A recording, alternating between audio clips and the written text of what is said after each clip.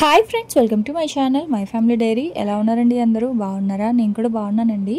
మీరందరూ ఎలా ఉన్నారో నాకైతే కామెంట్ సెక్షన్లో కామెంట్ చేయండి. రెసిపీస్ ఇంకా వ్లాగ్స్ నచ్చుతున్నాయి అనుకుంటే ఛానల్ని ఖచ్చితంగా లైక్ చేసి సబ్స్క్రైబ్ చేసుకోండి.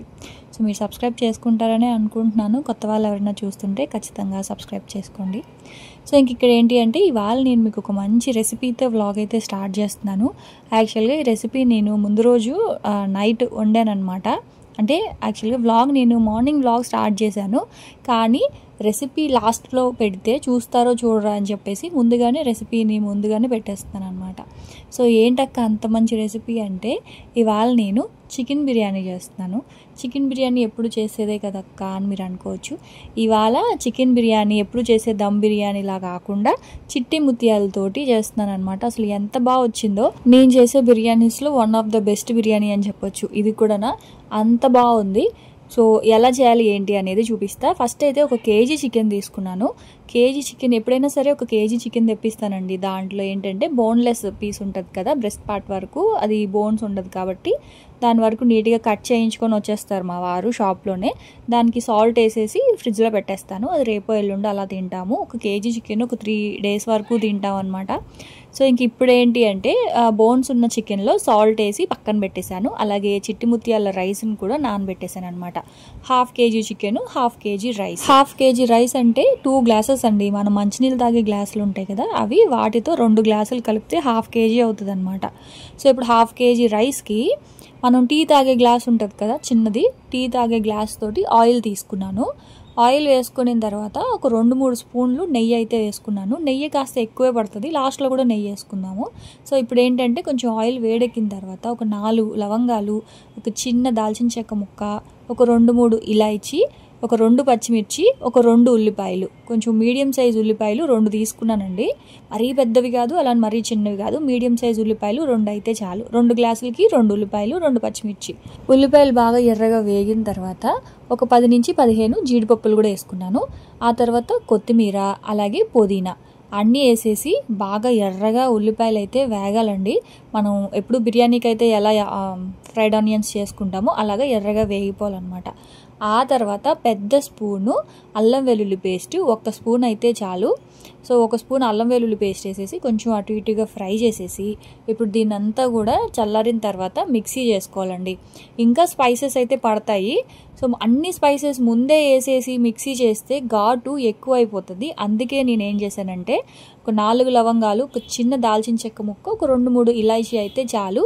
అలాగే కాస్త మిరియాలు కూడా అయితే వేసుకున్నానండి. అది క్లిప్పింగ్ మిస్ అయినట్టుంది. మిరియాలు ఒక 1/2 స్పూన్ అయితే వేసుకొని అదంతా మెత్తగా పేస్ట్ లాగా చేసుకోవాలి. ఆ తర్వాత మళ్ళీ అదే కడాయిలో ఒక స్టార్ ఫ్లేవరు, తర్వాత స్టోన్ ఫ్లేవర్ అని చెప్పి బ్లాక్ కలర్లో ఉంటుంది, అది బిర్యానీలో మంచి ఫ్లేవర్ వస్తుంది. సో స్టోన్ ఫ్లేవర్ అనే దాన్ని చాలా కొంచెం వేసుకోవాలి.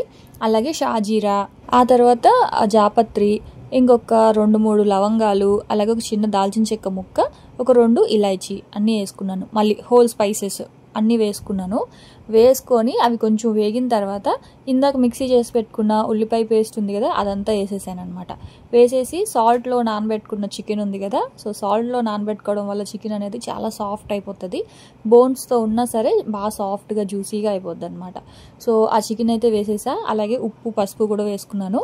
ఆ తర్వాత మళ్ళీ కాస్త నెయ్యి, నాకెందుకో ఆయిల్ తగ్గినట్టు అనిపించి నెయ్యి అయితే ఇంకొక 2 స్పూన్స్ వేసుకున్నాను. మళ్ళీ లాస్ట్లో కూడా వేసుకుంటాం అనమాట నెయ్యి.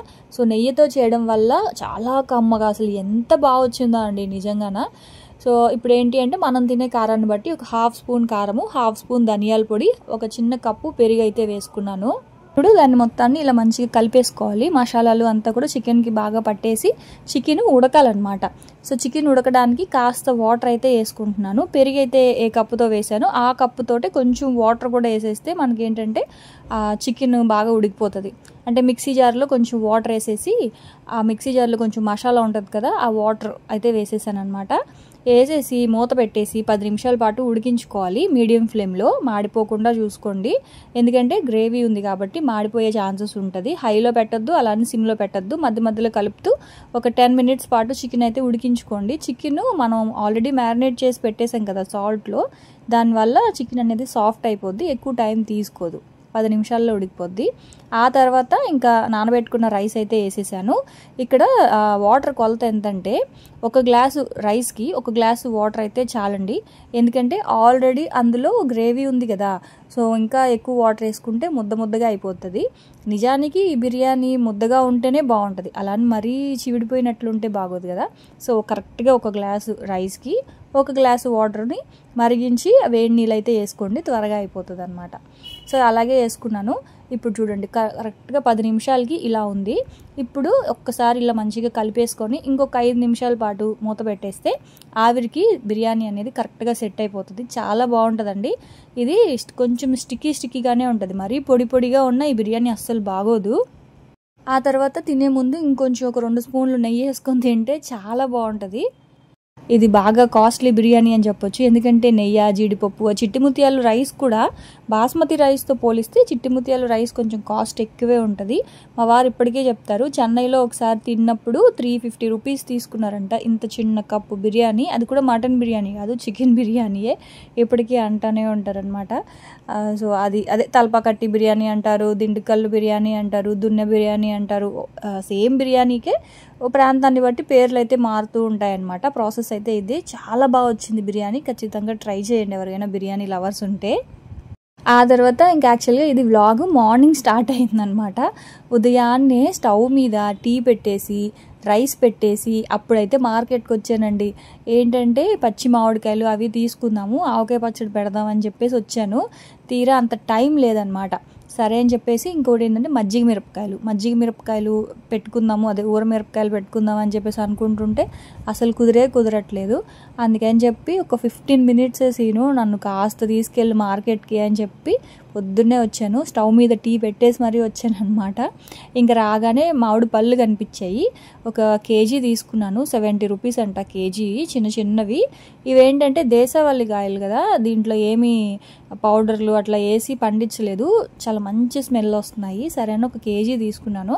ఆ తర్వాత ఇంకా మజ్జిగ మిరపకాయల కోసం అయితే వచ్చా. ఇదిగోండి ఫస్ట్ ఒక కేజీ తీసుకున్నాను మజ్జిగ మిరపకాయలు, తర్వాత బాగున్నాయి అనిపించింది. సరే అని ఇంకో కేజీ కూడా ఇచ్చేయండి అని చెప్పా. కేజీ మిరపకాయలు 30 రూపీస్ అంట. వీటితోటి బజ్జీలు కూడా వేసుకోవచ్చండి, కారంగా ఉన్నాయి, అలాగే మిరపకాయలు డొల్లగా ఉన్నాయన్నమాట. అంటే పొడవుగా కొంచెం లోపల హాలో వచ్చినట్టు ఉంటే ఏంటంటే మనకి మజ్జిగ మిరపకాయలకి బాగుంటాయి. కారం కూడా ఉన్నాయి, అలా అని చెప్పగా లేవు. సో అందుకే ఒక 2 కేజీలు అయితే తీసుకున్నాను మిరపకాయలు. ఆ తర్వాత ఇంకా వంకాయ ఏంటంటే ఎప్పుడైనా ఎక్కువగా నేను వంకాయ పచ్చడి ఎక్కువ చేసుకుంటానండి, ఎందుకంటే వంకాయ పచ్చడే ఇష్టం. వంకాయ పప్పు, వంకాయ పచ్చడి. వంకాయ మసాలా కర్రీ తక్కువ వండుతున్నాను.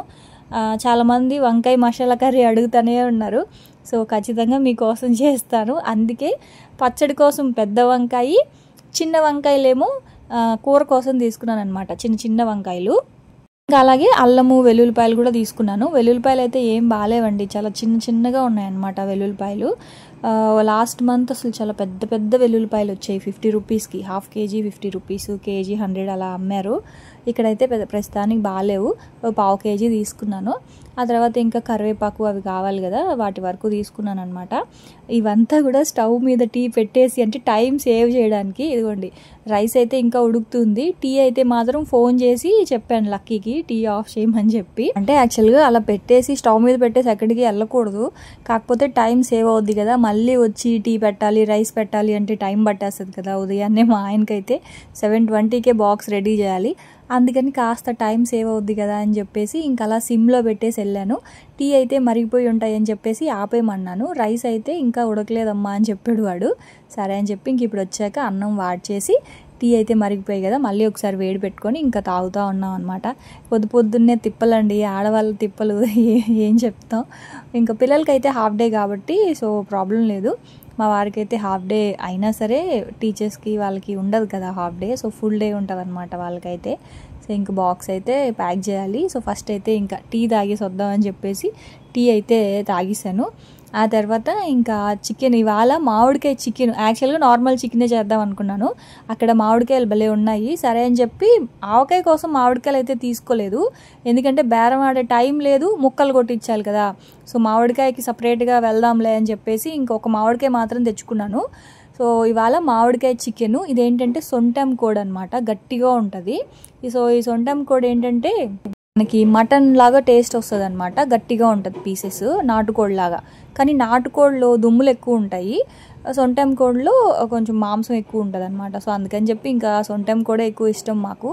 సో ఫస్ట్ ఏంటంటే ఉప్పు, పసుపు, ఉల్లిపాయలు, కారము, అలాగే ఇంకా ధనియాల పొడి, గరం మసాలా అన్నీ వేసేసి ఫస్ట్ చికెన్ అయితే ఉడికించేసుకోవాలి.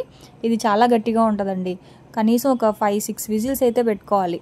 సో ఫస్ట్ అయితే చికెన్ వేసేసాను, ఉల్లిపాయలు వేసేసాను, ఉప్పు, పసుపు, కారము, ధనియాల పొడి, గరం మసాలా అన్నీ వేసేసి వాటర్ అయితే వేసేసి మూత పెట్టి కనీసం ఒక 4 to 5 విజిల్స్ కనుక తెప్పిస్తే బాగా ఉడికిపోద్ది. ఈ లోపల ఇంక ఇవన్నీ కట్ చేసుకోవాలన్నమాట. ఇదిగోండి మామిడికాయ 20 రూపీస్కి చాలా పెద్ద మామిడికాయ అయితే వచ్చింది. పచ్చడికి కూడా చాలా బాగుంటుందండి, ఆవకాయ పచ్చడికి చాలా పులుపు ఉంది. కాకపోతే చెప్పాను కదా ఇంకా టైం లేదు. మనం ఇప్పుడు కనీసం కొంచెం ఎక్కువ కొని ఈసారి ఒక 20 కాయలు అలా పెడదాం అనుకుంటున్నాను, చూడాలి మరి. సో అంత ఎక్కువ పెట్టేటప్పుడు కొంచెం టైం తీసుకొని నెమ్మదిగా పెడితే బాగుంటుంది కదా. అందుకనే ఇంకా ముందు రోజు కారము, అలాగే ఆ పొడి ఉంటుంది కదా ఆవు పిండి, అవన్నీ పట్టుకొని అప్పుడు తెచ్చుకుందాంలే, కంగారుగా ఎందుకు ఇప్పుడు తేడం అని చెప్పేసి ఇంకా మామిడికాయలు అయితే పోస్ట్పోన్ చేశాను. ఎందుకంటే ఏమో మనం కొనిన తర్వాత ఒక్క రోజులో కూడా ఇవి పండిపోవచ్చు, ఎందుకు వచ్చిన రిస్క్లే అని చెప్పేసి ఇంకా తేలేదు. ఒక కాయ మాత్రం తెచ్చుకున్నాను. కానీ చాలా పులుపు ఉందండి, కూర చాలా పులుపు వచ్చింది. నాకు ఇష్టమే మామిడికాయ చికెను, మామిడికాయ మటను చాలా ఇష్టము. ఇంకా మామిడికాయ బోటి ఎక్సలెంట్ కర్రీ. కాకపోతే అసలు బోటి దొరకట్లేదు, అంటే క్లీన్ చేసిన బోటి దొరకట్లేదు కాబట్టి వండుకోవట్లేదు. కానీ మా వారు మాత్రం తిట్టారు, మామిడికాయ పులుపు ఎక్కువైపోయింది చూసుకోవాలి కదా అని చెప్పి. సో అప్పటికి కొన్ని ముక్కలు తీసేసాను, అయినా సరే కాస్త పులుపు ఎక్కువైంది, చాలా పులుపు ఉంది కూర మాత్రం.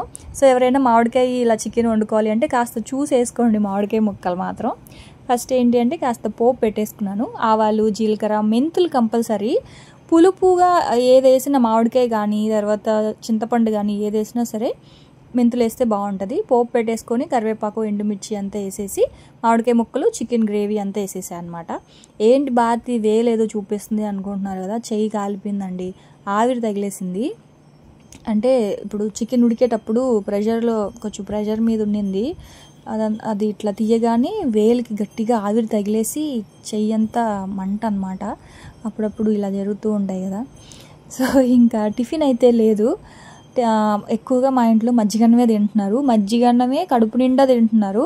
అందుకని చెప్పేసి ఇంక పిల్లలకైతే కలిపి పెట్టేస్తున్నాను. మా వారికి ఏంటంటే పాపం అది తినడానికి కూడా టైం ఉండదు కాబట్టి బాక్స్ పెట్టేశాను అనమాట. దాంతోపాటు కొంచెం మిక్స్డ్ వెజిటేబుల్ పచ్చడి అయితే చేశాను, అది పెట్టేశాను అనమాట, పెరుగన్నంతో పచ్చడి.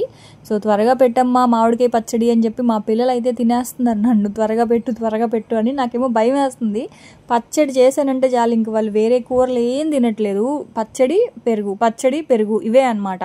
మా వారు పెద్దగా తినరు కానీ పిల్లలు నేను మాత్రం చాలా ఎక్కువ తింటాం పచ్చడి. అందుకే భయం వేస్తుంది, చేస్తే కంటిన్యూగా అదే ఎక్కడ తింటామో అని చెప్పి అందుకే ఆగుతూ ఉన్నాను. సో ఇంక కూర అయితే అయిపోయింది, మా వారికి అయితే బాక్స్ పెట్టేసి ఇంక పిల్లల్ని మా వారిని పంపించాను అనమాట. ఆ తర్వాత ఎంత చేతులు కాలినా ఎంత కాళ్ళు కాలినా మన పనులు మనకు తప్పవు కదండి. అసలు ఎంత గట్టిగా కాలిందో, ఆవిరి కదా మనకి, కాస్త నిప్పు అంటుకున్నా సరే అంత కాలదు కానీ ఆవిరి మాత్రం చాలా గట్టిగా తగులుతుంది, అంటే లోపల స్కిన్ అంతా కూడా బాగా మండిపోతుంది అనమాట. సో వేలంతా మొత్తం 5 వేళ్ళకి తగిలేసింది ఆవిరి, కానీ మధ్యలో వేలుకు మాత్రం బాగా గట్టిగా తగిలేసింది, చెయ్యంతా పొంగిపోయింది అనమాట. అయితే మామూలుగా ఎప్పుడైనా చేతికి ఇలా ఆవిరి తగిలినప్పుడు ఏంటంటే ఏదైనా ఒక క్లాత్ పెట్టి గట్టిగా అదిమేసామనుకోండి బొబ్బలు రాకుండా ఉంటాయి. కానీ ఇప్పుడు ఏంటంటే నాకు టైం లేక ఇంకా నేను అంటే అస్తమాను వంట చేసేటప్పుడు చేతులు కడుగుతూనే ఉంటాం కదా, అస్తమాను చేతులు కడగడం వల్ల ఆ వాటర్ పడి ఇంకా పొంగిపోయింది. అందుకే ఎప్పుడైనా ఆవిరి పట్టినప్పుడు మాత్రం క్లాత్ పెట్టి మండుతుంది, చాలా మండుతుంది, కానీ తప్పదు, మనకి మచ్చపడిపోకుండా బొబ్బలు రాకుండా ఉండాలి అంటే ఒక క్లాత్ పెట్టేసి గట్టిగా అదిమేయాలన్నమాట, అప్పుడైతేనే బొబ్బలు రాకుండా ఉంటాయి. సో ఇప్పుడు ఏంటంటే ఇదిగోండి ఇంక వాటర్లో చేతులు పెట్టేయడం వల్ల చెయ్యంతా వేలంతా పొంగిపోయి నీళ్లు పట్టేసింది అనమాట పక్క రోజుకి. ఇవాళ బాగానే ఉంది కానీ పక్క రోజుకి. సో ఇంక ముక్కలన్నిటికీ వాటర్ వేసేసి ముగ్గు అది పెట్టేసి ఇంక ఇవాళ చెప్పాయి కదా పొద్దున్నే మార్కెట్కి వెళ్ళి రావడం వల్ల ఇంకా ఉదయం పని పోస్ట్పోన్ అయింది. ఇంక అందుకే అందరూ వెళ్ళిన తర్వాత ఇంకా మొక్కలకి వాటర్ అంతా వేసుకొని ముగ్గు అది పెట్టేశాను. ఇంకా మొత్తం అంతా ముందు రోజు నైట్ కిచెన్ క్లీన్ చేయలేదు, సో ఇంక అందుకని మొత్తం ఇప్పుడు ఒకసారి కడిగేశాను. అయితే నాకు ఇలా పాటలు వింటూ పని చేసుకోవడం చాలా ఇష్టం అండి.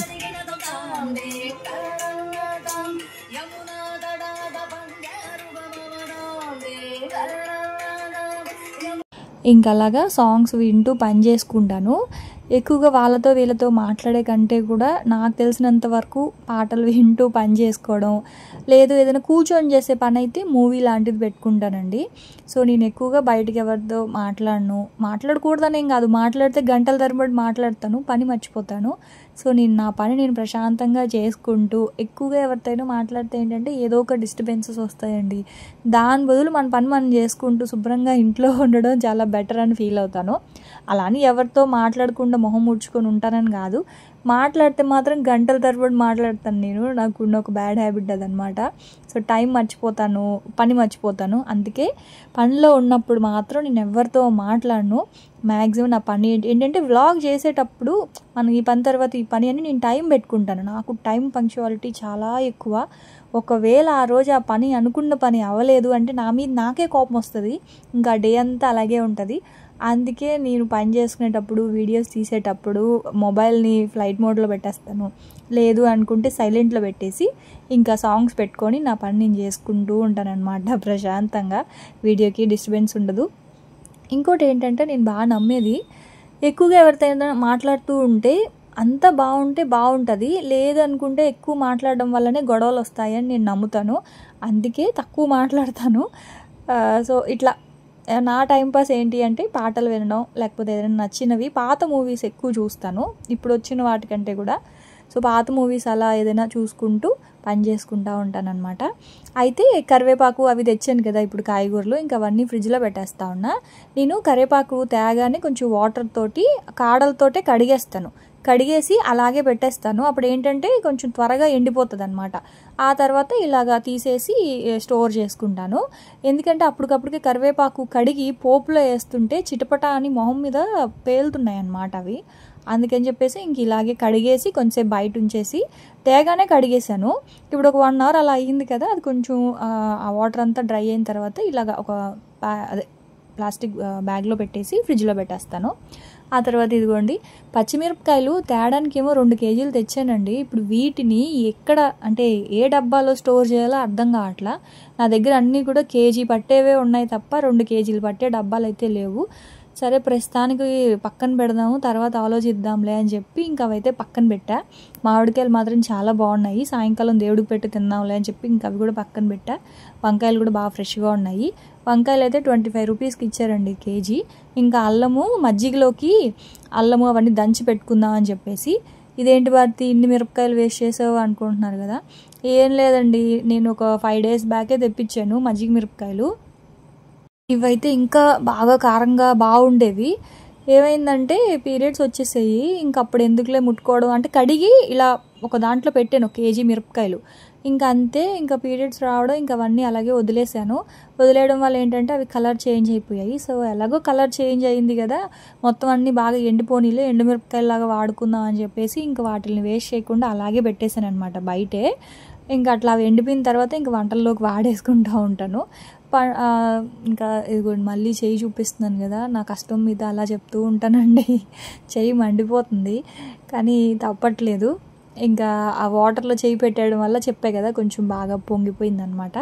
సో అల్లం ఏంటంటే 1/2 కేజీ అల్లం తీసుకొచ్చాను. అల్లం వెల్లుల్లి పేస్ట్, అలాగే ఆ అల్లము మజ్జిగలోకి అల్లము, పచ్చిమిర్చి, జీలకర్ర, కరివేపాకు ఇవన్నీ వేసుకొని పేస్ట్ లాగా చేసుకొని పెట్టుకుంటే, ఈ ఎండాకాలంలో మజ్జిగ ఎక్కువ తాగుతాం కదా, ప్లెయిన్ మజ్జిగ తాగే కంటే కూడా మజ్జిగ ఇష్టం లేని వాళ్ళకి ఇలాగా అల్లం మసాలా చేసి పెట్టుకొని అది కనుక కొంచెం వేసారనుకోండి మజ్జిగలో, అసలు ఎంత బాగుంటుందో.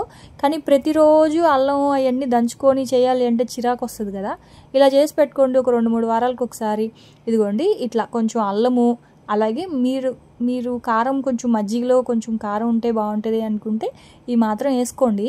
ఒక 10 పచ్చిమిరపకాయలు, ఒక 100 గ్రాములు అట్లా అల్లము, ఒక 2 నిమ్మకాయ జ్యూసు, అలాగే కొంచెం జీలకర్ర అయినా జీలకర్ర పొడి అయినా ఏదైనా మీ ఇష్టము. తర్వాత కొంచెం కరివేపాకు అన్నీ వేసేసి మెత్తగా పేస్ట్ లాగా చేసుకోండి. చేసేసుకొని ఇలాగ ఏదైనా ఐస్ క్యూబ్స్వి ట్రేస్ ఉంటాయి కదా, సో వాటిల్లో పెట్టేస్తే 1 లీటర్కి ఒక చిన్న క్యూబ్ వేస్తే చాలండి. జస్ట్ ఫ్లేవర్ కోసమే, మరి కారంగా తాగాలని ఏం కాదు. 1 లేదా 2 క్యూబ్స్ కనుక వేసుకుంటే ఒక ప్యాకెట్ పెరుగుకి 1 క్యూబ్ వేసి మిక్సీలో ఒక తిప్పామనుకోండి, మజ్జిగ మంచి ఫ్లేవర్తో కమ్మగా ఉంటాయి. తరచూ తాగుతూనే ఉంటాం కాబట్టి టేస్ట్ కూడా బాగుంటుంది, ఇంకా చలవ కూడా కదా మజ్జిగ. సో నాకులాగా ఎవరైనా ప్లెయిన్ మజ్జిగ తాగలేని వాళ్ళు ఇలా అల్లం, పచ్చిమిర్చి, జీలకర్ర, కరివేపాకు వేసి మిక్సీ చేసి ఇలా పెట్టేసుకోండి. నార్మల్ ఫ్రిడ్జ్లో పెట్టొద్దండి, పాడైపోద్ది. ఎందుకంటే దాంట్లో మనం పచ్చిమిరపకాయలు వేసాం కాబట్టి ఖచ్చితంగా అది ఫంగస్ వచ్చేస్తుంది నార్మల్ ఫ్రిడ్జ్లో పెడితే. అందుకనే నేను డీప్ ఫ్రిడ్జ్లో పెట్టుకుంటాను అనమాట. సో చాలాసార్లు అడుగుతూనే ఉంటారు, అల్లం వెల్లుల్లి పేస్ట్ మాత్రం నేను నార్మల్ ఫ్రిడ్జ్లో పెడతాను, కానీ అల్లం పచ్చిమిర్చి పేస్ట్ మాత్రం నేను డీప్ ఫ్రిడ్జ్లోనే పెడతాను. ఇప్పుడు అల్లం పచ్చిమిర్చి పేస్ట్ లాగా పెట్టామనుకోండి, మనకి కావాలన్నప్పుడు తీసుకోవడం కష్టం అవుతుంది కదా, ఎందుకంటే అది గండగట్టేస్తుంది. సో అందుకని ఇలా క్యూబ్స్ లాగా చేసి పెట్టుకుంటే మనకి ఎప్పుడు కావాలంటే అప్పుడు మజ్జిగ చేసేటప్పుడు లేదా కర్రీస్లో కూడా వేసుకోవచ్చు అల్లం పచ్చిమిర్చి పేస్ట్ని. సో అప్పుడు ఒక క్యూబో లేదా 2 క్యూబ్స్ వేసుకుంటే మనకి సరిపోతుంది, మనకు కావాల్సిన ఫ్లేవర్ అంతా వేసుకుంటే సరిపోతుంది. ఇదిగోండి, ఇప్పుడు నేను ఆ మిక్సీ జార్లో కాస్త ఉంది కదా, అదైతే చాలు, అంతకంటే ఎక్కువ అవసరం లేదు. సో దాంట్లో ఏంటంటే పెరిగేసేసి ఇలా మంచిగా చిలికేసాను. పిల్లలు స్కూల్ నుంచి రాగానే వాళ్ళకు చెరుకో గ్లాస్ ఇచ్చేస్తే హాయిగా తాగేస్తారండి. ఇప్పుడు నేను కూడా ఇంకా రోజంతా ఇలాగే మజ్జిగ తాగుతూనే గడిపేస్తాను అనమాట. నేను మాత్రం మజ్జిగ, నిమ్మకాయ నీళ్ళు, అసలు ఈ ఎండలకి ఫుడ్ ఎక్కువ తీసుకోవాలనిపించట్లేదు. ఏదో బిర్యానీ ఇలాంటివంటే కొంచెం ఇష్టం మీద కొంచెం తింటున్నాం, కానీ మిగతా కర్రీస్ అయితే అసలు ఆకలే ఉండట్లేదు అనమాట. సో ఇంకా పిల్లలు అయితే వచ్చారు, రాగానే ఇంకా వాళ్ళకైతే ఇదిగోండి చెరుకో గ్లాస్ ఇచ్చేసాను. సో అదనమాట ఇంక ఇవాళ వ్లాగ్ అయితే. సో చూసారు కదా, రేపటి వ్లాగ్లో మళ్ళీ కలుస్తాను ఫ్రెండ్స్. అప్పటి వరకు ఉంటాను. బాయ్ అండి, బాయ్.